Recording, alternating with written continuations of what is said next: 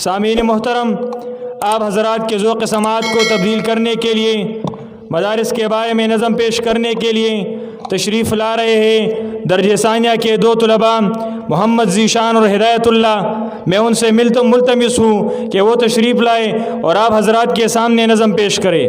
محمد ذیشان، ہدایت اللہ، درجہ ثانیہ۔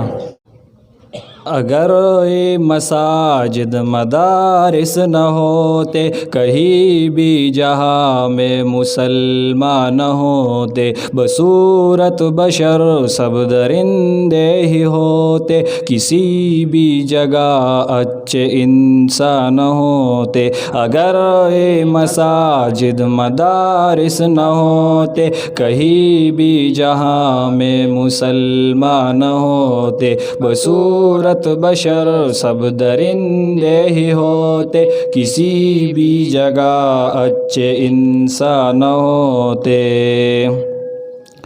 اگر راہ دکھاتے نہ اہل شریعت، جبینوں میں سجدے تڑپتے ہی رہتے۔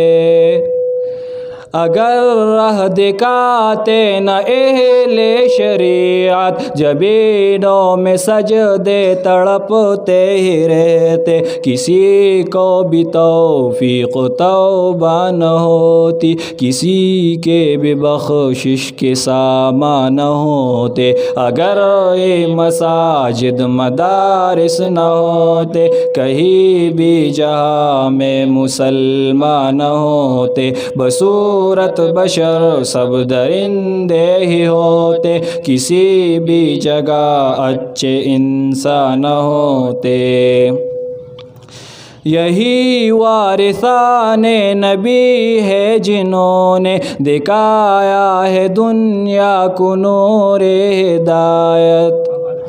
یہی وارثان نبی ہے جنہوں نے دکھایا ہے دنیا کو نور ہدایت، وگرنہ یہاں کفر کا راج ہوتا، زمین پر کہیں اہل ایمان نہ ہوتے۔ اگر یہ مساجد مدارس نہ ہوتے، کہیں بھی جہاں میں مسلمان نہ ہوتے، بصورت بشر سب درندے ہی ہوتے، کسی بھی جگہ اچھے انسان ہوتے۔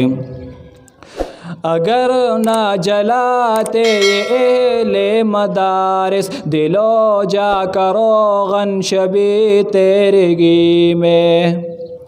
اگر نہ جلاتے یہ اہل مدارس، دل و جا کا روغن شبی تیرگی میں، کہیں زندگی کے یہ مشکل مراحل کبھی ابن آدم پہ آسان ہوتے۔ اگر یہ مساجد مدارس نہ ہوتے، کہیں بھی جہاں میں مسلمان نہ ہوتے، بصورت بشر سب درندے ہی ہوتے، کسی بھی جگہ اچھے انسان ہوتے۔ اگر اہل ذکر و تصوف نہ ہوتے، کبھی بھی خدا کا تعارف نہ ہوتا۔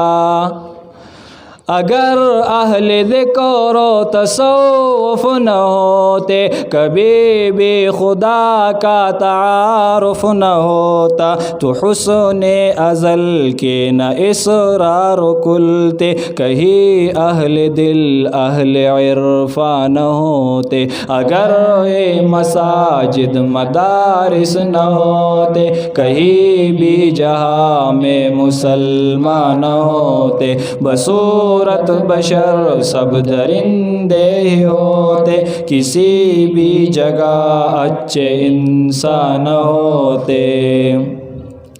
یہی ہے نقیبان امت جنہوں نے جوانوں کو جنت کا رستہ دکھایا۔